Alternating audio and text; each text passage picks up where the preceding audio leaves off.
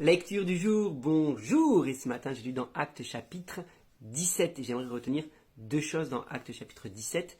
C'est la première concernant les chrétiens de Bérée qui vont recevoir Paul pour la première fois. Et ils n'ont jamais entendu Paul. Ils ne savent pas qui est Paul. Plus ou moins, peut-être entendu vaguement parler de lui. Mais ce qu'ils vont faire, c'est que quand Paul va prêcher, va leur annoncer des choses, ils vont vérifier ce que Paul dit avec la parole. Ils vont vérifier que c'est conforme à la Bible. Waouh, tu peux dire... Attends, quand même, c'est Paul, quoi. Ils vont remettre en cause. Non, c'est pas qu'ils remettent en cause, c'est qu'ils connaissent pas Paul. Et il dit, ben, on vérifie, tout simplement, est-ce que ce que tu racontes, c'est conforme à ce que la Bible enseigne. Et ça, c'est une très bonne démarche, une très bonne attitude.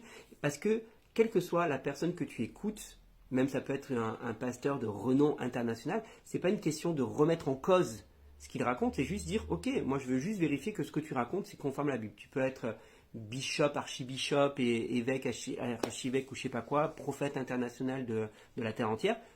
Bah écoute, moi je vérifie juste que ce que tu racontes, c'est conforme. Et ça, c'est la meilleure attitude qu'on puisse avoir. Et ça manque trop souvent. Trop souvent, on est là juste parce que parfois la personne a un grand nom, on gobe tout ce que la personne raconte. Et je dis pas que les personnes qui ont un grand nom racontent n'importe quoi. Je dis juste que la bonne attitude, c'est de vérifier que ce que la personne raconte, quelle qu'elle soit, grande, petite, connue, pas connue, juste vérifier que ce qu'elle raconte est conforme à ce que la Bible enseigne.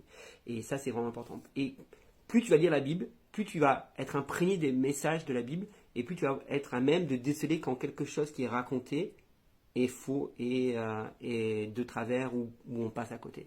D'accord? Donc, pour ça, je le dis tout le temps, il faut lire la Bible. Ok? Moi, je connais la Bible pas parce que je suis pasteur, je connais la Bible parce que ça fait 30 ans que je la lis tous les jours pratiquement.